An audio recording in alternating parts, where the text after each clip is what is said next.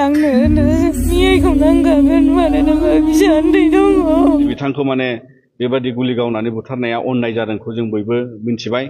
इयो मा जोंना बुङाबाय जे एनकाउन्टार जादों होननानै बेखौ जों मुगैयै धिक्कार होयो आरो बे रोखोम जुदि आखलनि इएम जायोब्ला बे गादि गारनाया मोजां बियो दरखार गैया जोंनि बिदि इएमखौ। खुलुमबाय नोंथांमोनखौ गासैखौबो आं चेनेलाव फिन बरायफिननाय थाबाय। थ' लोगोफोर नोंथांमोना थाम्बनेल आरो भिडिअखौ एसे नायनानै हमनो हाखाबाय जानांगौ। दाखालि बावैसो फरेस्टारफोरनि गुलि गावनांनायजों जिउ खोमानांनाय फंखा बसुमतारीनि सायाव दुलाराय बर' फरायसा आफादा खुद्रिसारनायखौ नुनो मोन्दों। लोगोसे मिरु एबसुनि आफादगिरि खोरोमदाव औवारी बिथाङा फंनैसो बाथ्रा बुंनायखौ नुनो मोन्दों। लोगोसे दावराव देख्रेब नार्जारी बिथाङाबो फरेस्ट डिपार्टमेन्टनि इएम जेम्स बसुमतारी बिथांखौ बिबानखौ नागारनाया मोजां होननानै सोंखारिनायखौ नुनो मोन्दों। थ' बिथांमोना मा बुंदों नोंथांमोना नैबे मोनसे भिडिअखौ नायनानै लाग्रोदो।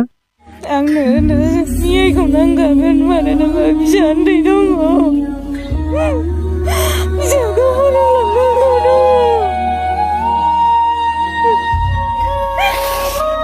जोङो दुलाराय बर' फरायसा आफाद हिसाबै बेबादि मैयानि दिनाव बा दाखालि मैयानि दिनाव जिहेतु बिथांनि गोथैखौ लायदों, बिथाङा सानसे सिगां हाग्रायावहाय फरेस्ट डिपार्टमेन्टजों माने बावहाय गुलि गावनायजों बिथाङा रुंसारि जादों।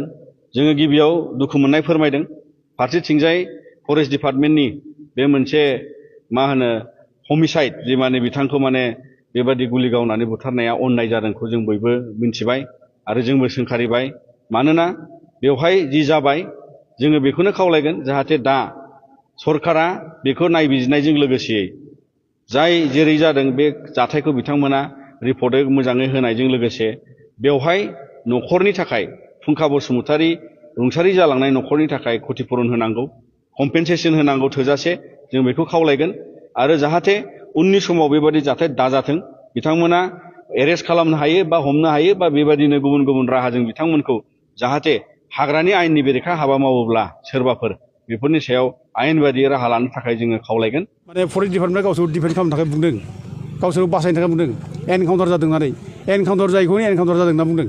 दा बेखौनो बे सुर मिलायनानै जोंना माने इयो मा जोंना बुङाबाय जे एनकाउन्टार जादों होननानै बेखौ जों मुगैयै धिक्कार होयो आरो बे रोखोम जुदि आखलनि इएम जायोब्ला बे गादि गारनाया मोजां बियो दरखार गैया जोंनि बिदि इएमखौ। मानो नांगौ जोंलाय? बे गोरिब गुन्द्रा जाम्बा जाम्बिनि दुखुखौबो बुजिनाखिसै बे। मा जादों घटनाया बेयाव? बे गोरिब गुन्द्रा जाम्बा जाम्बि सैथोजों सोलिग्रा मिसा खोथा खुनु दिन बुङा।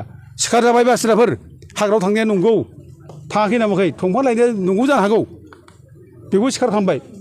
खिन्थु थोननायाथ' फरेस्ट डिपार्टमेन्ट थोनो। दा दिनै बेफोर गासैबो थर्न'द खालामनांगौआ फरेस्टनि इएम आरो गोरिब गुन्द्रा जाम्बा जाम्बिखौ बे माने माबानांगौ बिसासाव लानानै माने खौरांखौ सुलाद लानांगौ बियो।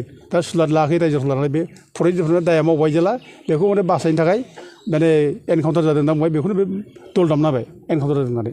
जायाखै, बेयाव खुनु रिकभारबो जायाखै। बेयाव माबा मोनसे गावग्रा जिनिसबो रिकभार जायाखै, मोनाखै। रावबो खोन्थानो हाया, पुलिसाबो खोन्थानो हाया आरो रायजोआनो थांफाजोबदों पुलिसफोरजोंबो, बेयाव जेबो मोनाखै। दा जों दाबि खालामदों दुखुथिया न'खरखौ बेखौनो नायनांगौ। दा जेबो गैया न'खराव नायदो बेबायदि संसार जास्लिंनाय सिलिंखार खालामबाय। मालाय माने जेबो गैयाब्लाबो ओंखाम खब'सेजोंनो अननानै जागौमोन, मोजाङै माने संसार जागौमोन, फिसा फिसौ खांगौमोन मोजाङैनो। दा दिनै मा खालामखो? सिलिंखार।